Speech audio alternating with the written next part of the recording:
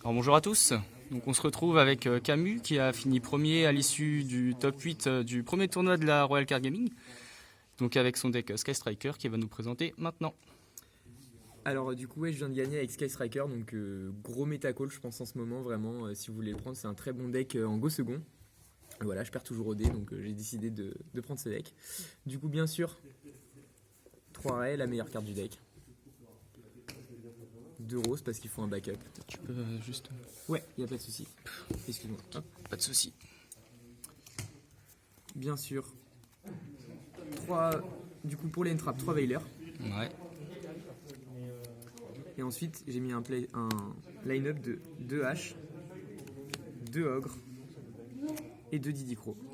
Tu peux expliquer un peu pourquoi tu joues ça en trap? Comme tu Ouais. m'as dit tout à l'heure, c'était intéressant. Alors comme je disais du coup, en fait je trouvais que le problème de hache et ocre c'est qu'on veut jamais en open 2.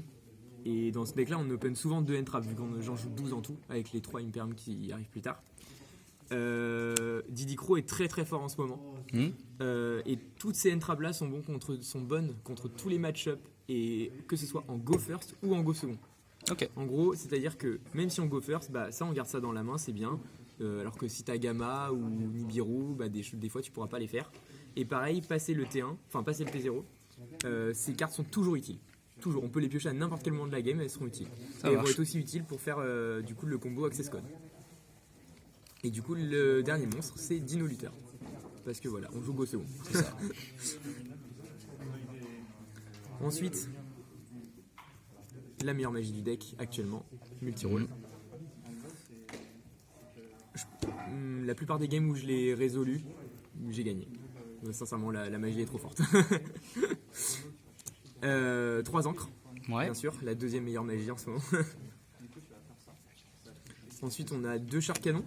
Alors avant, je jouais 3 chars canons et 2 encres du coup. Mais depuis la banlist, je pense que c'est moins important d'avoir 3 sharks. Et il y a des match-ups dans lesquels c'est moins utile. Ok. Ensuite, 2 afterburners.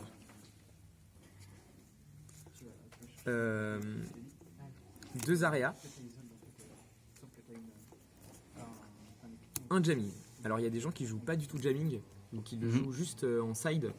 Je pense que c'est pas toujours utile, mais ça gagne vraiment des games. C'est-à-dire que les games où ça va servir, ça va toujours te faire gagner. Ensuite drone, bien sûr. Normal. Ensuite, du coup, on a des one-off de magie. Donc renfort, mind control, toujours go second, upstart et terraforming. Ensuite, le petit truc que les gens m'ont détesté d'avoir, 2 mines. Bah, toujours. Alors, 3 oui, mines avec Terra. elles ont gagné des games aujourd'hui, clairement. Ensuite, 2 cosmiques.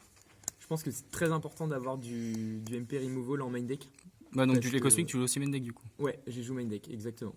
Parce Ça que marche.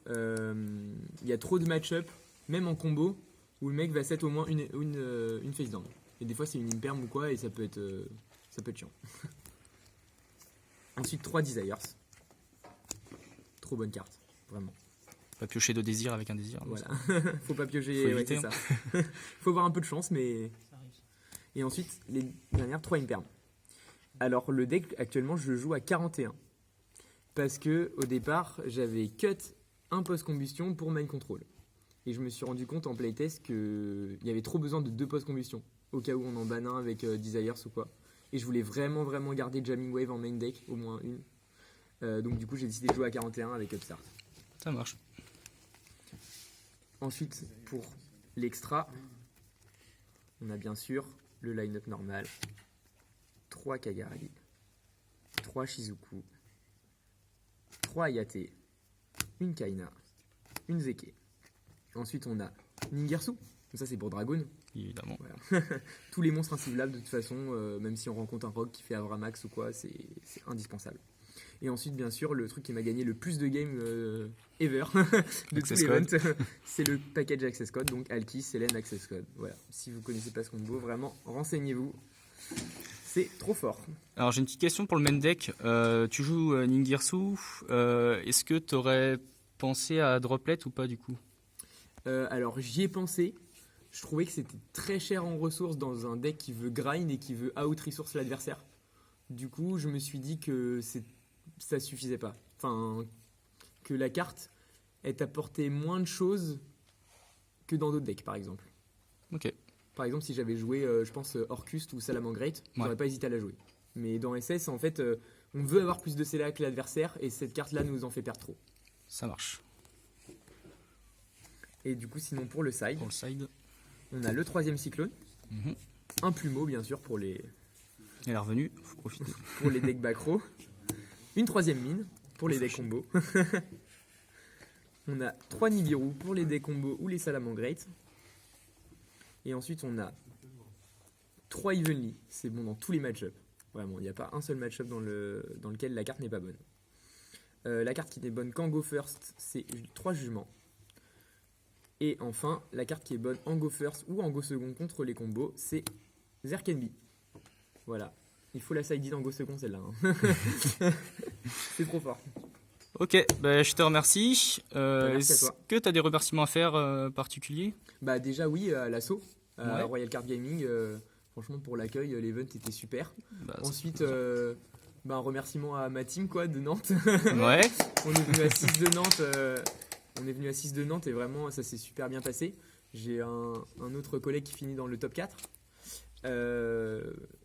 Et voilà, on espère revenir et refaire des résultats. pas de souci, avec plaisir.